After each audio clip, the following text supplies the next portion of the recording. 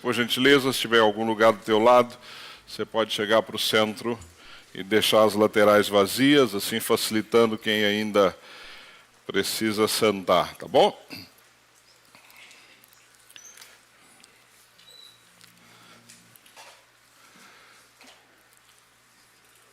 Cadê a minha mesinha de apoio? Tá ali, ó, tá vendo? Já tomaram a minha mesinha? Vocês...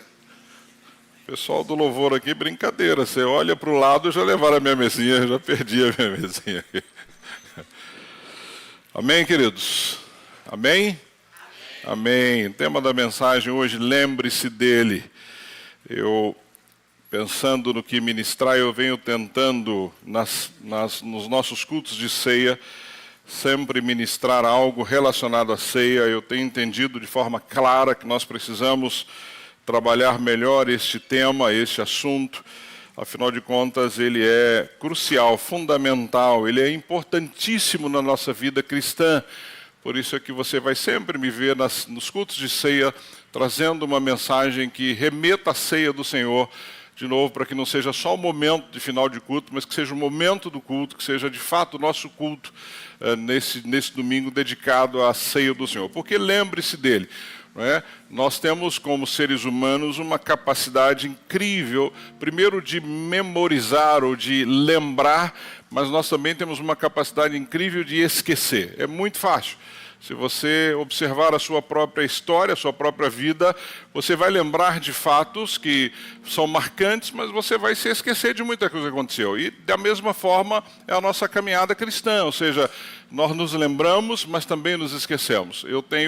A semana passada falei sobre memoriais, ou sobre você ter algo que te faça lembrar daquilo que Deus tem feito na tua vida, porque naturalmente você acaba esquecendo. Se eu perguntasse aqui, eu sei que todo mundo teria uma bênção para contar da parte do Senhor, mas ao mesmo tempo você tem inúmeras bênçãos que eu tenho absoluta certeza que você já se esqueceu. Ou que venha na tua memória em algum momento, ou você está conversando com alguém e você lembra, poxa, em tal data, em tal momento, Deus me abençoou. Então não é algo que nós lembramos com muita frequência. Isso é uma situação da nossa própria mente, mas Deus nos dá esta ferramenta espiritual também, que é a memória. E é dela que eu quero falar hoje, para nós aprendermos um pouco com ela. Basta você olhar que repetidas vezes nas Escrituras, Deus chama o teu povo a se lembrar de alguma coisa. Se não fosse uma dificuldade que nós teríamos, Deus não estaria o tempo todo falando, lembre-se disso, lembre-se daquilo. Quando o povo estava ainda ali em Deuteronômio, ele diz, lembra-te do Senhor, o teu Deus. Ou seja, por que Deus está mandando o povo naquele momento lembrar que Deus é o Senhor deles? Porque naturalmente o povo esquecia disso. Um pouquinho mais para frente, no capítulo 15, lembra-te que fosse escravo do Egito. Ou seja, é incrível você observar que esse povo havia saído do Egito, não fazia muito tempo, mas Deus está dizendo, lembra? Olha, vocês eram escravos, hoje vocês são livres. Ou seja, Deus o tempo todo, nas Escrituras, nos mandando lembrar de alguma coisa, lembrar de um fato, não nos esquecermos daquilo que Ele tem feito. Por isso, o tema da minha mensagem é lembrar-se dEle, lembrar-se de quem Ele é, lembrar-se o que Ele fez nas nossas vidas. Então, o problema do ser humano não é ignorância. Não é ignorância. Ignorância aqui é não conhecer o que Deus revelou. Então o problema nosso não é que você não sabe o que Deus revelou. Todos nós aqui sabemos. Alguns sabem mais, outros sabem menos, até porque a revelação do Senhor está na palavra. A revelação está aqui. À medida que você estuda, à medida que você conhece, você vai saber a revelação. Então a ignorância aqui não é não saber exatamente aquilo que Deus revelou, mas é o esquecimento, que é saber, mas não se lembrar. Eu sei, mas não me lembro. Eu sei, mas não me lembro.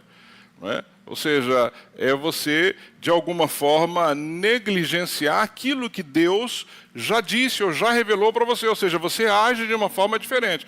Então, para você entender o que eu estou querendo dizer, o teu problema, o meu problema não é ignorância, não é saber o que Deus revelou, mas é simplesmente o esquecimento. É saber o que Deus me mandou fazer, é saber o que Deus revelou, mas não se lembrar disso. E aí, o não se lembrar tem vários fatores. Talvez você esteja aí totalmente envolvido nas suas atividades, ou você não busque o Senhor como deveria, ou você não lê a palavra, você não busca ter intimidade com Ele necessário.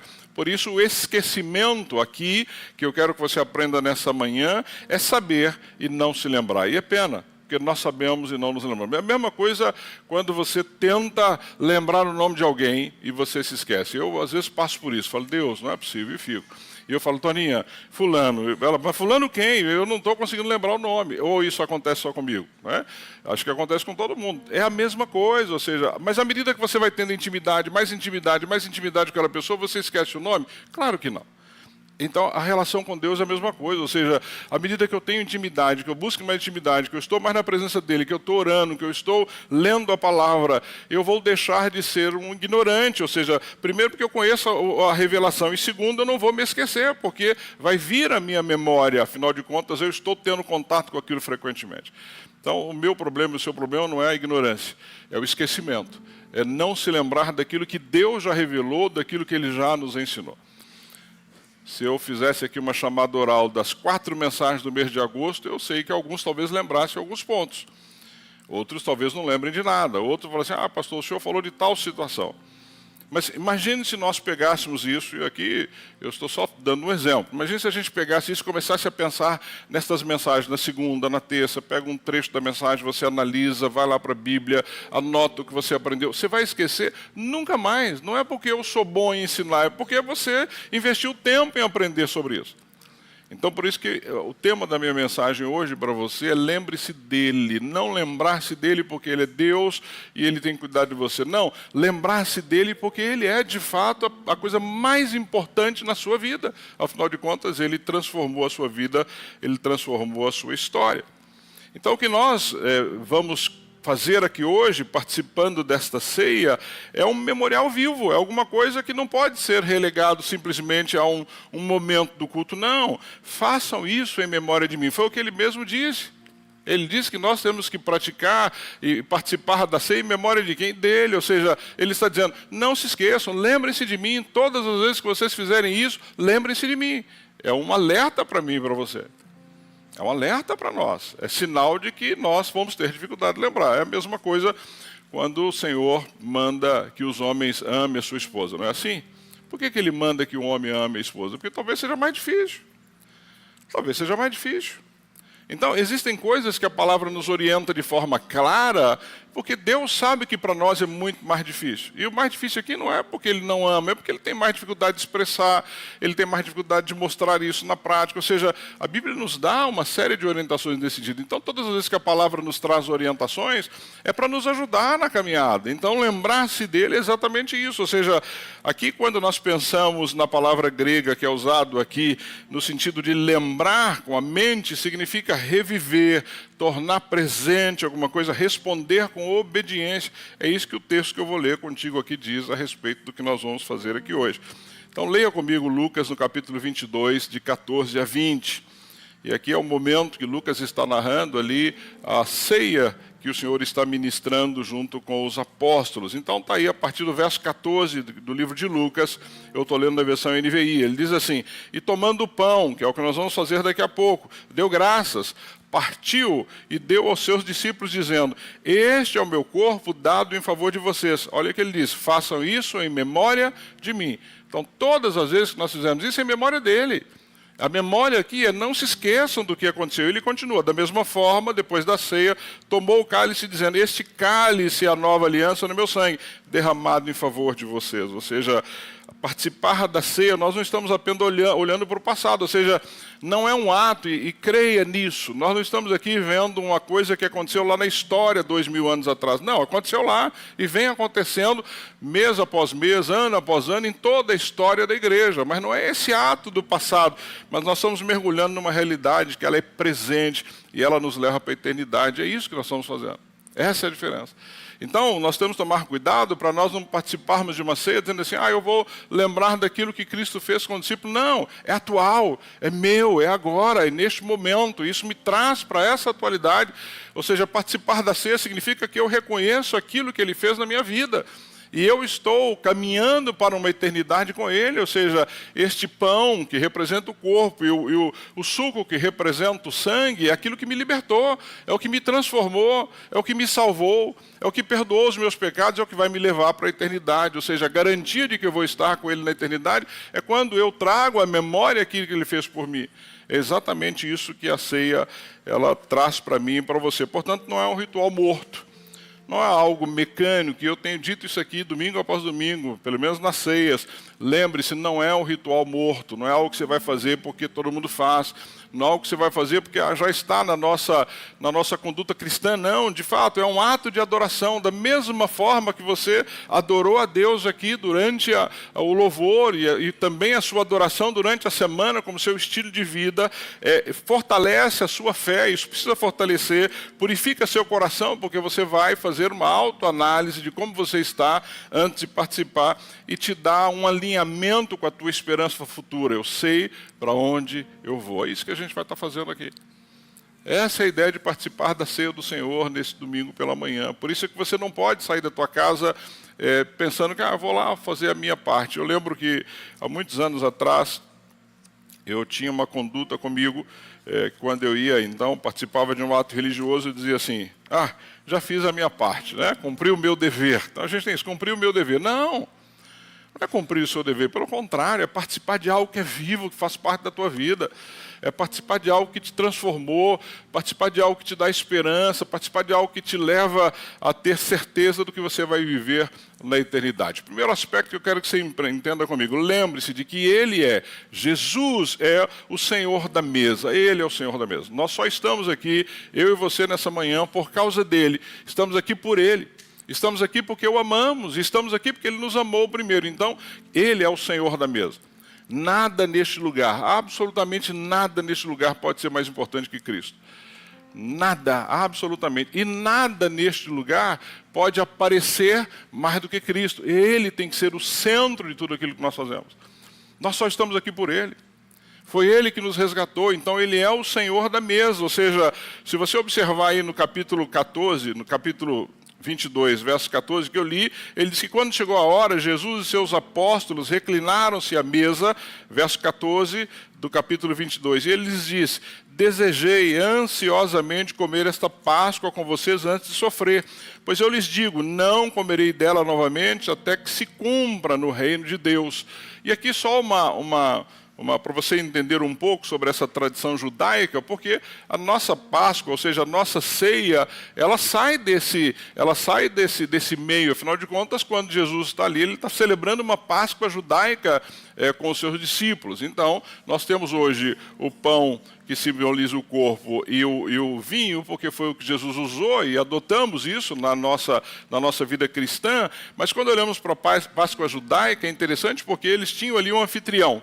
Eles tinham alguém que comandava isso, né? Era alguém que era o líder daquela casa que estava comandando a Páscoa. Não é? Isso é bastante interessante, porque podia ser o chefe da casa, podia ser o pai, mas era alguém que o próprio grupo que estava ali o reconhecia como um líder, como um anfitrião.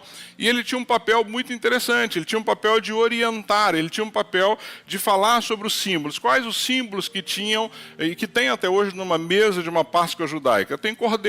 Então você tem lá primeiro o cordeiro, você tem as ervas amargas, você tem o pão sem fermento e você tem 4 cálices de vinho. Esta é a mesa de uma Páscoa judaica que nós nos baseamos nela, baseado naquilo que o próprio Cristo fez.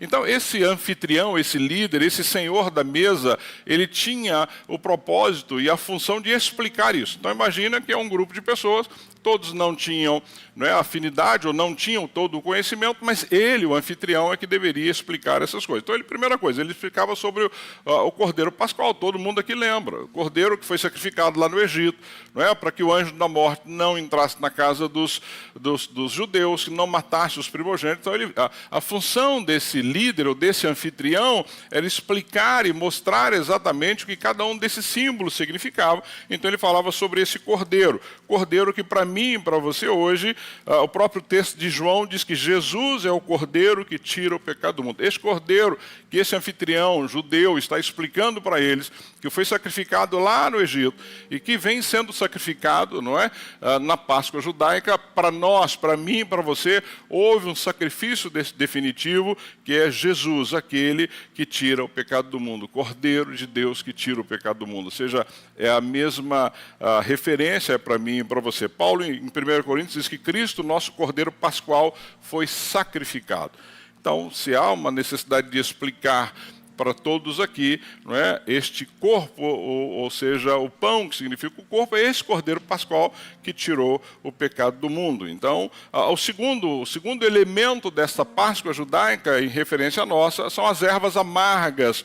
Não é? Eles usavam alface selvagem, alguma raiz forte, ou até outras ervas de sabor muito forte. A ideia aqui era simbolizar a amargura da escravidão do Egito, ou seja, esta alface ou esta erva amarga, eles comiam na Páscoa para não se esquecer do que eles haviam vivido no Egito. Talvez nós precisássemos de alguma coisa assim, para você lembrar-se, não é, do teu tempo de sofrimento, do teu tempo longe do Senhor, do teu tempo de escravo e hoje liberto pelo Senhor. Como é fácil nós nos esquecermos disso, gente. É impressionante como nós somos rápidos em nos esquecermos disso, de quem nós éramos, de onde estávamos indo, de que forma nós vivíamos e o que Cristo fez. Não estou dizendo que você deve fazer isso, não, mas talvez coloque lá uma pimenta, você fala, não, Jesus, não é? O Senhor me tirou disso, o Senhor me tirou daquela vida amarga. E é essa a ideia aqui dessas ervas amargas, ou seja, lá em Êxodo diz assim, comam-no com ervas amargas, para não se esquecer. Não é? Agora, em Cristo, nos nossos dias, representa também a amargura do pecado que nos escravizava, que era isso, você era escravo do pecado, e você não é mais, Ele te libertou disso. O próprio texto de Mateus diz que Cristo bebeu o cálice amargo da ira de Deus em nosso lugar. Ou seja, Ele tomou o nosso lugar para que fôssemos libertos disso. Então, as ervas amargas simbolizam, de fato, a escravidão, o tempo de escravidão. E no nosso caso, não é? Isso tem que simbolizar o pecado que nos escravizava até então. O pão sem fermento, que é tão conhecido nosso. E hoje o que nós usamos aqui é algo muito parecido com o pão sem fermento. Ou seja, sem tempo de levedar, assado rapidamente. Vocês conhecem a história lá do Êxodo. Ou seja, ele era assado rapidamente. Ou seja, era a pressa da saída do Egito. Também significava pureza, ausência de corrupção. Não é? Durante 7 dias, como um pão sem fermento. E hoje, para mim e para você, o fermento na Bíblia muitas vezes simboliza o pecado, ou seja, João, o pão da vida, é sem fermento, puro e sem pecado, a pressa de deixarmos essa vida, ou seja, de uma nova vida com Cristo. Não é? Isto é o meu corpo, quando ele diz isso no texto que nós estamos lendo. Ele toma esse pão como símbolo de seu corpo sem pecado, entregue por mim e por você. Ou seja, o pão sem fermento simboliza o corpo de Cristo. A pressa que nós precisamos ter de deixar uma vida de pecado à medida que o encontramos. Porque, querido, se você teve um encontro real com Jesus, você não quer mais aquela vida de pecado. Se você teve um encontro real com Jesus, quando você peca, você rapidamente quer acertar a sua vida com Ele. Você não vai ficar numa vida de pecado. Porque você reconhece o que Ele fez por você. Você reconhece o sacrifício que foi feito na cruz do Calvário sem que você merecesse. E o quarto elemento, querido, que eles usam são os 4 cálices de vinho. Interessante que esses 4 cálices, está lá em Êxodo, ele vai mostrar, ele vai simbolizar, primeiro eu os livrarei, eu os libertarei, eu os resgatarei, eu os tornarei o meu povo. Ou seja, eles usam 4 cálices para não se esquecer daquilo que Deus prometeu a eles. Ou seja, o primeiro cálice é o cálice da santificação, que é a ideia da abertura da ceia. Então, aquele anfitrião, ele usava o primeiro cálice para iniciar a ceia, para iniciar esse ritual da ceia judaica. O segundo cálice era o cálice do juízo, cálice da libertação, ou seja, ele tinha a função de relatar o êxodo, ou seja, isso era uma coisa muito bacana. Esse anfitrião, uma das funções dele era relatar para as pessoas o que havia acontecido. Eles não tinham uma palavra escrita.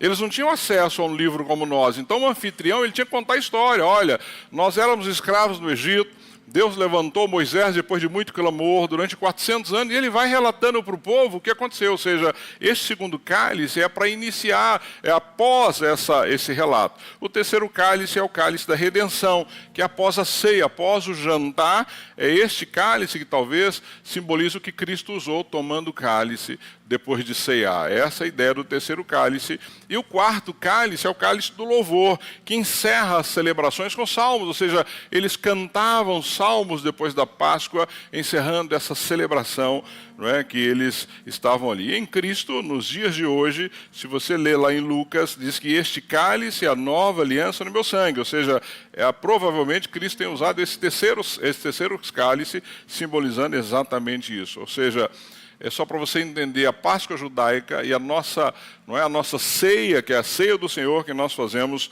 nos dias de hoje, mostrando então que Cristo ali toma este papel de anfitrião, não é? Muda a história, porque na realidade aquele pão que simbolizava para eles o cordeiro, Cristo diz: eu sou o pão da vida. Não é? Este é o cálice da nova aliança, este sangue, ou seja, ele traz isso, ou seja, todos esses símbolos são encerrados com Jesus e há de novo ali uma mudança, ou seja, eles viam cordeiros, ervas, pães, cálices como algo que eles viam em toda a sua vida, mas Jesus, este verdadeiro anfitrião, não é? Ele disse: eu sou o cordeiro, eu sou o pão sem fermento, eu beberei o cálice amargo da ira e com meu sangue selarei uma nova aliança para sempre. Ele muda a história. Por isso é que é algo, para mim e para você, queridos, tem que ser algo extraordinário. O que nós fazemos aqui hoje foi um momento que Cristo mudou a história ao nosso favor. Portanto, não pode ser algo morto, simbólico, não pode ser algo que a gente pratique simplesmente porque eu vou porque hoje é ceia. E nós temos, infelizmente, mesmo no nosso meio evangélico, né, eu brinco que a gente tem ainda algumas manias. Normalmente o culto de ceia é o culto mais cheio. Na realidade, quando eu entendo o que nós estamos fazendo aqui hoje, tem que ser todos os dias, não só na ceia. Na ceia é um dia que nós escolhemos para lembrar disso, mas eu preciso me lembrar disso todos os dias da minha vida. Então, esse anfitrião, ele fazia isso, ele explicava os elementos, depois ele tinha um momento de fazer as bênçãos. É interessante isso, ele fazia as bênçãos. E as bênçãos, ele tinha duas bênçãos tradicional que ele fazia ali. Primeiro era a bênção do pão. Na bênção do pão, quando ele pegava o pão, ele dizia assim: bendito és tu, Senhor nosso Deus, Rei do universo, que fazes sair o pão da terra. Ou seja, ele agradece pelo alimento. Perceba que ainda não é algo relacionado ao que nós fazemos. Eles não tinham entendimento, nem tinham essa informação de Jesus como o nosso sacrifício definitivo. E do vinho, ele dizia assim: bendito és tu, Senhor nosso Deus, Rei do universo, que crias o fruto da videira. Essa era a bênção que esse anfitrião, então, ele ministrava sobre todos que estavam ali, sobre os elementos que eles usavam. Contava, então, a história do Êxodo, fazia questão de contar, isso é muito importante. Talvez nós tenhamos que, com os nossos filhos, espero que você esteja fazendo isso, uma forma de você educar biblicamente os seus filhos é contar histórias. Não conta história que não tem nada a ver com a palavra, conta história bíblica. Conta história para os seus filhos para que eles possam crescer conhecendo a história. Esse anfitrião fazia isso, servia o alimento e o cálice aos presentes. Então, só para finalizar essa parte, Jesus como anfitrião é aquele que veio para mudar a história, é o dono da casa, é aquele que definiu tudo isso. Então, enquanto o anfitrião judeu relembrava o cordeiro do Êxodo, Jesus se oferece, queridos, como o cordeiro da nova libertação do pecado à morte. É o que nós hoje fazemos. Então, essa reflexão para mim e para você, nessa introdução que eu estou fazendo, é que ele, açoitado, sabendo que seria traído, sabia que seria crucificado, ele preside, ele dirige como anfitrião esta mesa, não é? Ele é um anfitrião que se entrega voluntariamente, se entregou voluntariamente por mim e por você. Então fica aí só para que você aumente o seu conhecimento da relação da Páscoa judaica com o que nós estamos fazendo hoje, para você entender também a importância disso, o quanto isso é importante para as nossas vidas. Então, quando ele diz lá em Lucas que ele desejou ansiosamente comer esta Páscoa com vocês antes de sofrer, ou seja, ele sabia do que viria, mas ele tinha um desejo, que era estar com eles ali participando dessa Páscoa. Então, mesmo diante da dor que ele sabia que ia sentir, Jesus ama os seus discípulos como Ele nos ama, né? Ele cumpre então a vontade do Pai. Então a ceia do Senhor, querido, primeiro, para fechar esse primeiro tópico, para mim e para você, a ceia nos lembra que Cristo é o Senhor de todo o tempo, não só daquela época, mas em toda a história. Não é? Ele é Senhor no cenáculo, no Getsêmani, na cruz, e Ele é Senhor hoje na minha vida e na sua vida. E Ele deve reinar nas nossas vidas, mesmo no meio da dificuldade que você possa estar passando. Não se esqueça, o Senhor é o anfitrião da mesa da história, é Ele que define todas as coisas. Nada vai acontecer na tua vida sem que Ele permita, ou sem que Ele saiba. Então esse é o primeiro tópico aí. Não é? Jesus não está à mesa aí, não participou dessa mesa, ou não se entregou por fraqueza, mas porque Ele tinha uma missão a cumprir, e Ele cumpriu essa missão até o final. O segundo ponto que eu quero que você entenda é que você deve lembrar-se do que Ele fez, o Cordeiro que se entregou. Ele fez algo por mim e por você, que foi se entregar no nosso lugar. Então, tomando o pão, deu graças, partiu e deu aos seus discípulos, dizendo: este é o meu corpo dado em favor de vocês. Façam isso em memória de mim. Ou seja, esta é uma linguagem que Ele usa, uma linguagem de sacrifício. Ele está mostrando para eles ali que Ele é este Cordeiro Pascual que foi sacrificado, não é, no lugar, no nosso lugar. Então nós vemos aí a ideia da substituição, ou seja, da substituição penal, ou seja, quem deveria pagar o preço disso? Nós. Né? Seria o mesmo que você está num tribunal, você é julgado, você é considerado culpado, e aí, quando você está para ser levado para cumprir a pena, alguém diz: não, eu vou cumprir a pena no lugar dele. É isso que aconteceu comigo e com você. É exatamente isso que aconteceu comigo e com você. Ou seja, esta substituição penal é que Jesus sofreu no nosso lugar, levando a nossa culpa. Ou seja, a culpa que era sua, hoje Ele levou sobre Ele. Ou seja, olha a responsabilidade nossa. Olha o quanto nós precisamos entender a nossa caminhada com Ele, quando Ele tira, não é, dos nossos ombros uma culpa que era nossa, uma pena que nós deveríamos cumprir, e Ele então cumpre no nosso lugar. Ele sofreu no nosso lugar.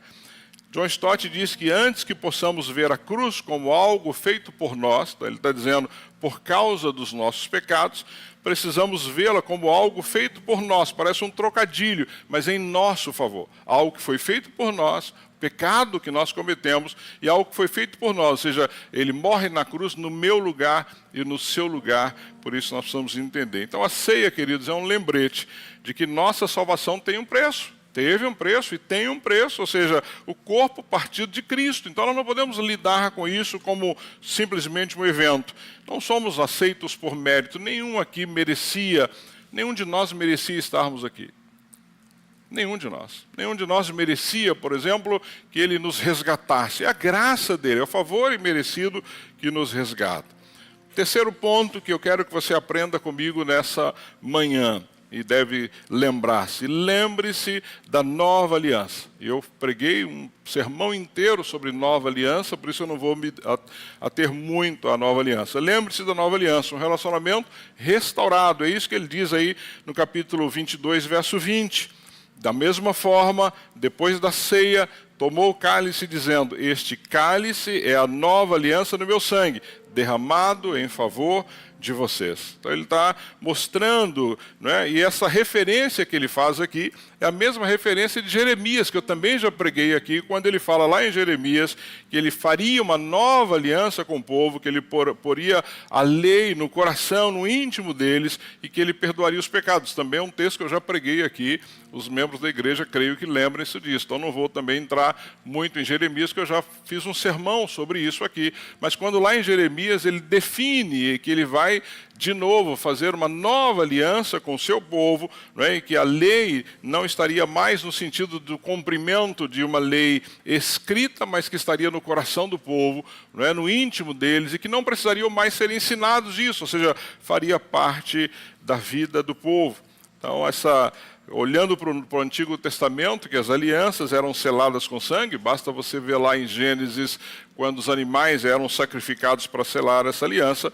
Neste momento, esta nova aliança, que eu e você fazemos parte, ela é selada com o sangue do Filho. Essa é a diferença do Antigo Testamento, das alianças seladas com sangue de animal, para a aliança hoje que é selada com sangue de Cristo Jesus, definitivo. sem necessidade de novos sacrifícios. O sacrifício definitivo por mim e por você.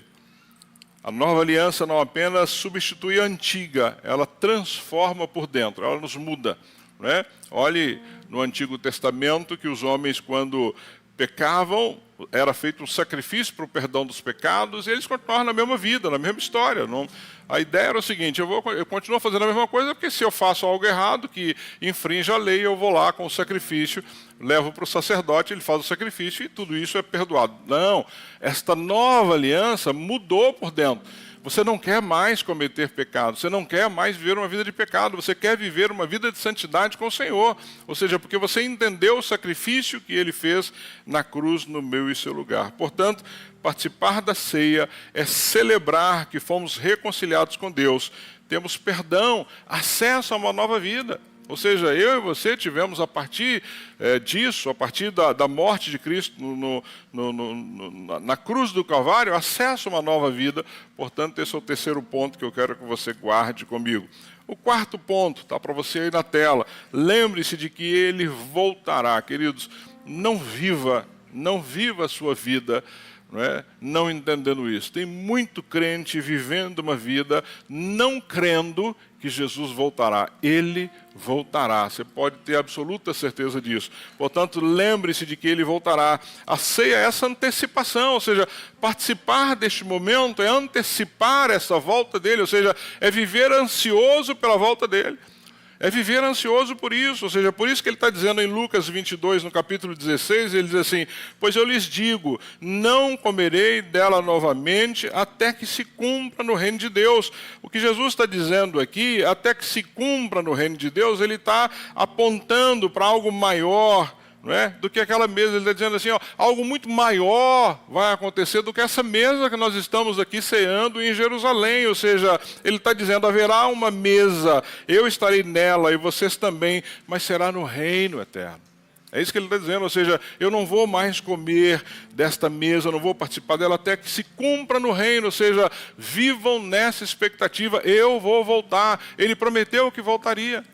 Mas muitos estão vivendo uma vida cristã como se isso não fosse uma verdade, como se, não, isso é uma história que meu avô conta, que minha avó contou, que meu pai me contou. Não, Ele vai voltar. E como é que você vai estar quando Ele voltar? Como é que você vai estar? Ontem perdemos 3 pastores aqui em Santo André, não sei se você acompanhou. Perdemos o pastor do Bola de Neve de São Bernardo, jovem, 40 anos.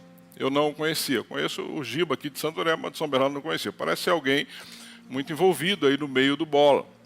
Me parece que tinha acabado de assumir a igreja Bola de Neve de São Bernardo. Infarto fulminante, 40 anos. No início da sua vida, você imagina, 40 anos, ou seja, deve estar aí no início do ministério, começando uma vida ministerial, 2 filhos pequenos, pelo que eu vi, e Deus o leva.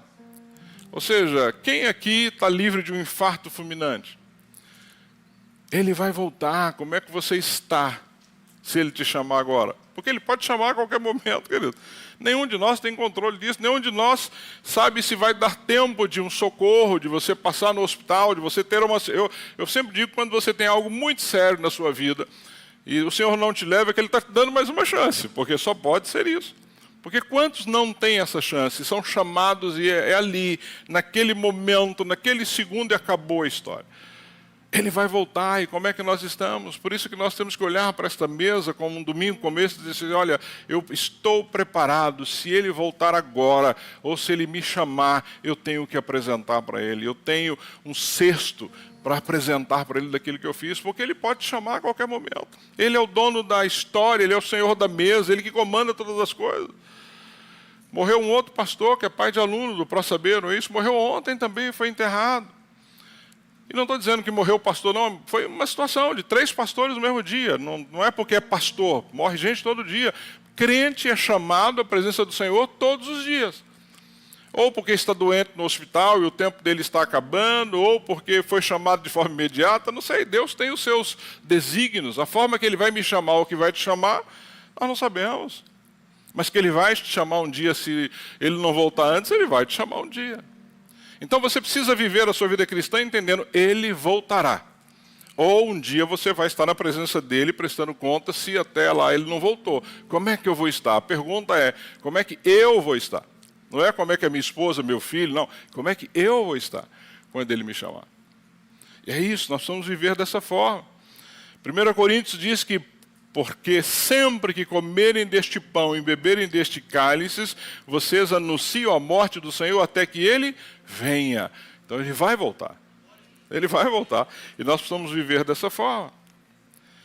Então a ceia aqui ela tem um fator escatológico, ou seja, ela olha para o futuro, para o banquete das bodas do Cordeiro, como o Apocalipse fala sobre as bodas do Cordeiro, ou seja, ela tem um sentido também futuro, e nós não podemos esquecer disso. Calvin de Jung, que é um teólogo, diz que a ceia é uma pregação visível. Interessante, a ceia é uma pregação visível. Cristo morreu, ressuscitou e voltará. Vou dizer para você de novo, Cristo viveu, morreu, ressuscitou e voltará. Ele vai voltar, ele morreu, mas ele ressuscitou, ele vai voltar.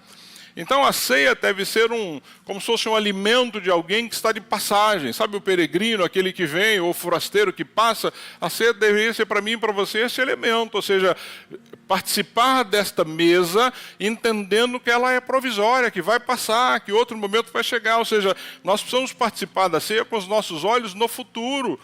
No futuro, coração cheio de esperança, ele vai voltar, e eu preciso crer nisso, eu preciso viver a minha vida dessa forma, ou seja, a ceia do Senhor, ou lembrar-se dele na ceia, é o que precisa me sustentar dia após dia. É por isso que eu tenho que viver a minha vida de forma correta, alinhada com o Senhor, de acordo com essa palavra. Portanto, a ceia para mim tem que ser algo que me remeta para o futuro. Tem uma ilustração muito interessante que eu tive acesso, que diz que durante a Segunda Guerra Mundial, um jovem soldado cristão foi enviado por fronte, lá para a Europa. A sua família, uma família muito piedosa, mantinha o costume de celebrar a ceia do Senhor em casa. Então eles tinham o hábito de celebrar a ceia do Senhor em casa. De maneira bem reverente, eles preparavam todas as coisas, especialmente aos domingos, mesmo sem um culto formal. Então eles faziam a ceia na casa deles ali. Certa vez, sua mãe, o texto diz que preparou a mesa da ceia como de costume, mas deixou uma taça de suco cheia à parte. Então pegou uma taça de suco, colocou aqui a parte cheia de suco com o nome do filho, gravado num bilhetinho amarrado no cálice. Colocou lá um bilhetinho, amarrou no cálice e colocou o nome dele. E ela disse para o marido e disse para os filhos, não vamos beber este cálice até que ele volte. Estava na guerra. Será o nosso lembrete de que ele está vivo em Cristo, mesmo longe, e de que oramos para estarmos todos juntos novamente quando o Senhor quiser. Esse foi o compromisso dela com a família. Durante meses, aquele cálice permaneceu sobre a prateleira da sala, visível e intocado. Ficava lá. Era o símbolo da saudade, da esperança, o símbolo da espera. Anos depois, pela graça de Deus, aquele jovem voltou para casa. No primeiro domingo, após seu retorno, a família celebrou a ceia com lágrimas e a taça foi finalmente tomada em comunhão, cheia de gratidão. É assim que tem que ser a ceia que celebramos hoje, queridos. Nós vamos pensar no futuro. Cristo vai voltar. Nós não podemos viver a nossa vida cristã de forma medíocre, fazendo de um ritual como esse algo simbólico. Não, não é simbólico nesse sentido, é real, é algo vivo nas nossas vidas, ou seja, nós temos que talvez ser igual a essa mãe. Vai voltar, e quando ele voltar eu quero celebrar com ele, porque ele prometeu que nós celebraríamos juntos. Então lembre-se disso. E o quinto ponto que eu quero que você lembre-se de que somos um corpo, a ceia comunitária, somos uma família. Essa é a ideia. Quando ele diz aí em 1 Coríntios 10, 17, está para você na tela, ele diz assim, como há somente um pão, nós que somos muitos, somos um só corpo, pois todos participamos de um único pão. O que Paulo está dizendo aqui? Na ceia, eles tinham um pão como aquele que está ali. Este pão era tirado do pedaço, entregue, depois que ele diz, um único pão que é distribuído. É diferente da gente hoje, que é mais higiênico. Não, mas era um único pão. Então ele está dizendo, olha, como há somente um pão, ele está dando o exemplo. Nós, que somos muitos, somos um só corpo, pois todos participamos do quê? De um único pão. Qual é esse pão? Cristo Jesus, ou seja, nós somos um só corpo. 1 Coríntios 11, 21, 22 diz assim: porque cada um come a sua própria ceia sem esperar pelos outros. Assim, enquanto um fica com fome, outro se embriaga. Será que vocês não têm casa onde comer e beber? Ou desprezam a igreja de Deus e humilham os que nada têm? O que lhes direi? Eu os elogiarei por isso? Certamente que não. Ou seja, ele está mostrando que a ceia, o que nós estamos fazendo aqui, ela tem uma dimensão comunitária, uma família participando de uma mesa, de uma só mesa. Ou seja, Paulo está chamando a atenção porque lá em Corinto os ricos desprezavam os pobres. E a ideia comunitária da ceia é participarmos juntos de algo, não é, de um mesmo pão, que é Cristo Jesus. Ele é aquele que morreu por mim e morreu por você. Então, participar da ceia, não é, em desunião, é incoerente com o Evangelho. Ou seja, participar da ceia brigado, de mal com alguém, né? De mal, acho que na minha terra acho que nem existe mais isso. Lá, quando a gente brigava, ficava de mal, né? Então, não vou falar mais, estou de mal de você. Ou seja, mas estava distante de alguém. Nós devemos viver reconciliados como cristãos, como corpo, devemos perdoar, devemos amar, devemos respeitar o outro, devemos caminhar com ele. Essa é a ideia de participar de uma ceia que é comunitária, um só corpo, um só pão que é dividido por todos aqueles que estão lá. E lembrar-se, por último, de se examinar. A ceia é tempo de santidade. De novo, nós escolhemos o primeiro domingo para a ceia, que é o que nós estamos fazendo aqui. Mas nós precisamos nos lembrar disso todos os dias, todos os domingos, todas as segundas, terças, quartas e assim por diante. Portanto, lembrar-se de examinar é mostrar que entender o que é essa ceia e viver de acordo com ela, com o símbolo que ela representa, é de fato um tempo de santidade. 1 Coríntios, no capítulo 11, versos 27 e 29, diz assim: portanto, todo aquele que comer do pão, ou beber do cálice, ou beber o cálice do Senhor indignamente, será culpado de pecar contra o corpo e o sangue do Senhor. E aí vem uma ordem, não é?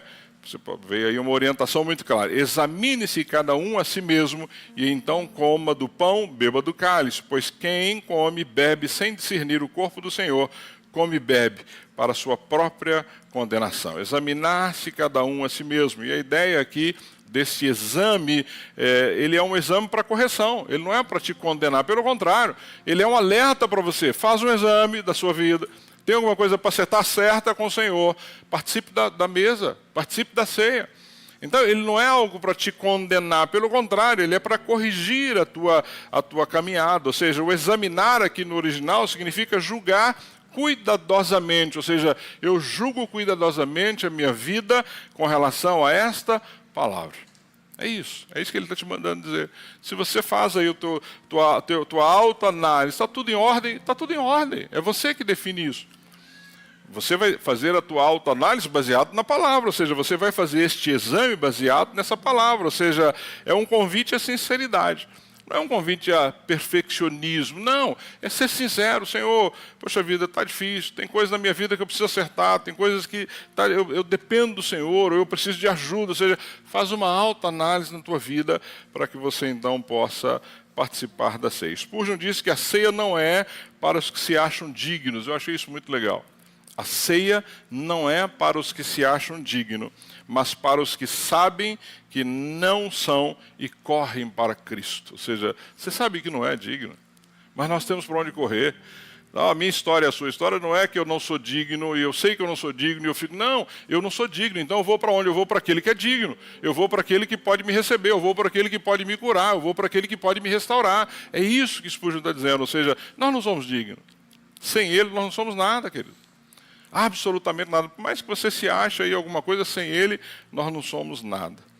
Então, examine seu coração, confesse, arrependa-se, purifique-se e venha com sinceridade, não com hipocrisia. O texto não diz que você não pode participar, pelo contrário. Você deve participar. O que ele está dizendo é que você deve participar de forma digna, entendendo o que você está fazendo aqui nesta manhã. Eu quero encerrar essa breve mensagem sobre a ceia com alguns pontos que eu coloquei para você na tela, para você guardar, se você puder, na sua memória.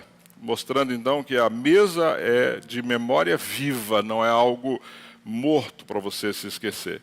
A ceia é uma celebração da memória redentora, a memória daquele que nos resgatou, aquele que nos curou. Ao redor da mesa, ao redor desta mesa, então, eu peço que quando você estiver participando, quando o Rogério estiver entregando os elementos, você precisa lembrar, primeiro, Ele é o Senhor soberano.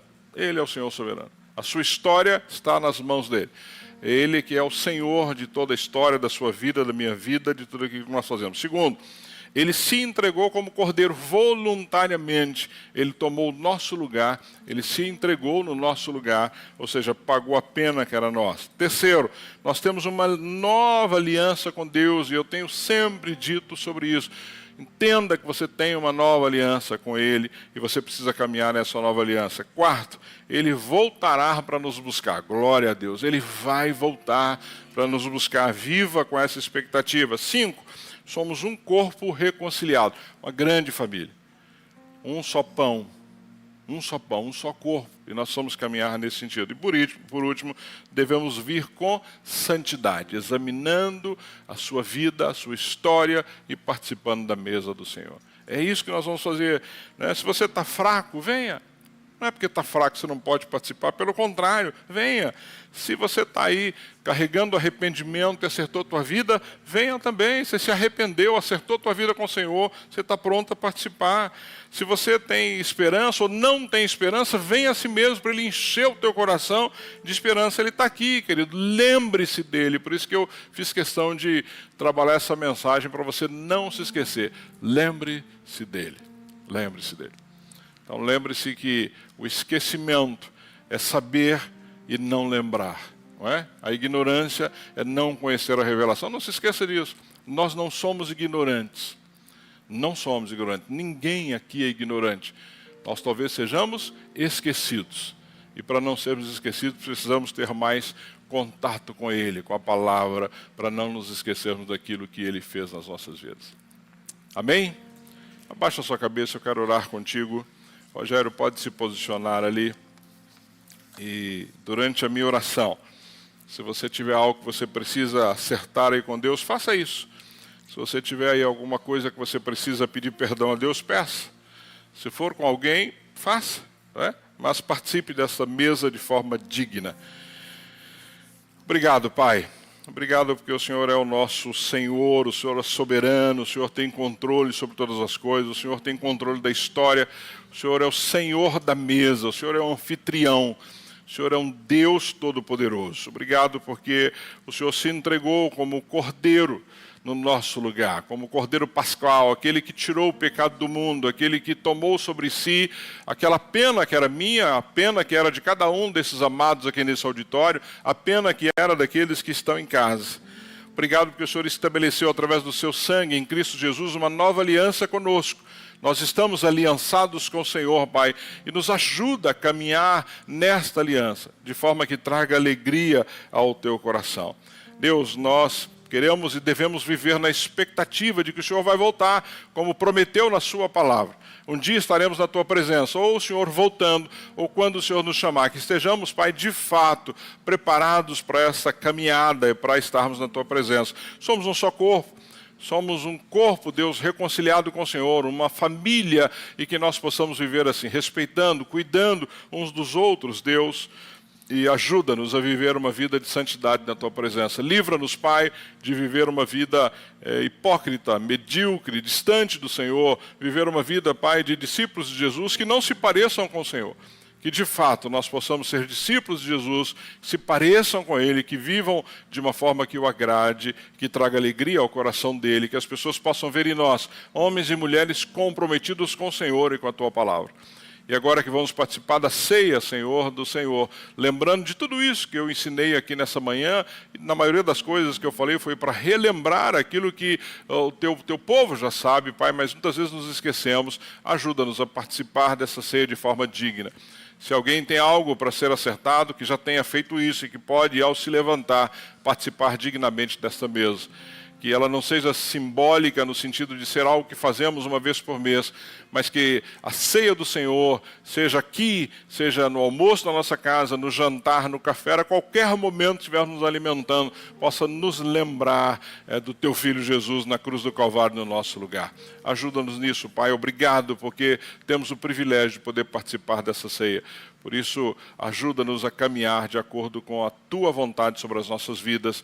Eu oro e te agradeço por este momento, Pai, em nome de Jesus. Amém, amém e amém.